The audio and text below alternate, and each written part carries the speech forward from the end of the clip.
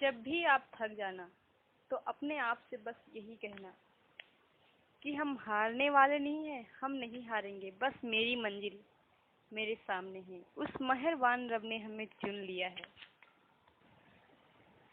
एक बहुत ही खूबसूरत कहानी है। एक बच्ची थी, वो अपने माता पिता की अकेली थी। अचानक से उसकी तबीयत खराब हो गई और हार्ट में कुछ दिक्कत आ गई।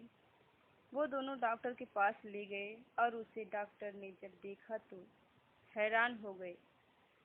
लेकिन उस बच्ची के चेहरे पर अजीब सी मुस्कुराहट थी।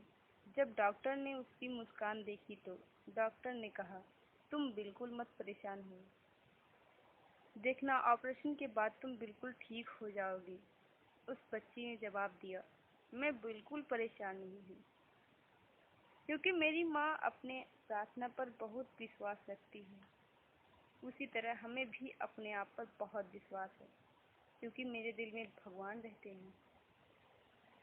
इसलिए हमें कुछ नहीं होगा।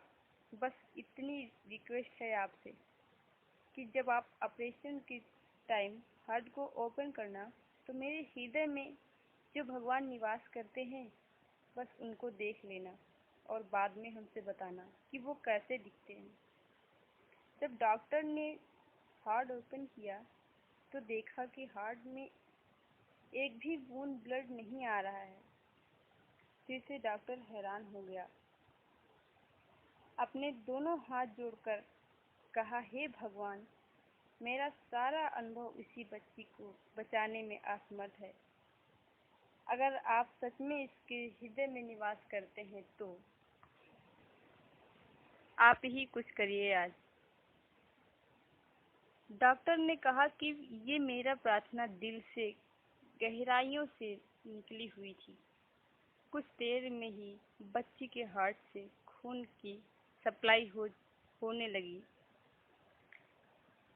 ये चमत्कार ही तो है। डॉक्टर ने कहा, इस घटना ने मेरा तो पूरा जीवन ही बदल दिया। जब वो बच्ची होश में आई तो डॉक्टर से पूछा, क्या आपने देखा मेरे भगवान को? डॉक्टर ने कहा, हाँ देखा, एहसास किया है, उन्हें देखा नहीं जाता। दोस्तों, जीवन में कभी भी इन 3 शक्तिशाली संसाधनों को नजरअंदाज मत करना।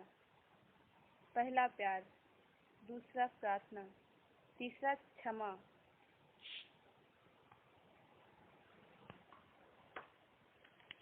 पाप और पुण्य क्या है मुझे नहीं पता। मुझे तो बस यही पता है कि जिस कार्य से किसी का दिल दुखे वही पाप है, और जिस कार्य से किसी के चेहरे पर मुस्कान आए वो पुण्य है। किसी भी शुभ काम की शुरुआत करने में इन 2 शब्दों का प्रयोग किया जाता है, शुभ और लाभ। शुभ का अर्थ है अच्छा, मंगलमय, और लाभ का अर्थ है फायदा, मुनाफा। शुभ हमेशा लाभ से पहले आता है, अर्थात अगर किसी का मंगल करोगे तो लाभ अवश्य मिलेगा। परमात्मा से सब की जगह सुकून मांगो, क्योंकि सब किसी चीज को खो देने के बाद ही मिलता है। फूंक मार कर हम अगर बत्ती को बुझा सकते हैं, पर अगर बत्ती को नहीं, जो महकती है, जो महकता उसे कौन बुझा सकता है? और जो जलता है वो तो स्वयं ही बुझ जाता है। किसी मूर्ख से बहस मत करो, वरना लोग समझेंगे ही नहीं कि असली मूर्ख कौन सा है। ओके फ्रेंड्स, फिर मिलेंगे अगले वीडियो के साथ। तब तक के लिए अपना ख्याल रखना और हमेशा खुश रहना, कभी अपने लिए तो कभी अपनों के लिए। Thank you.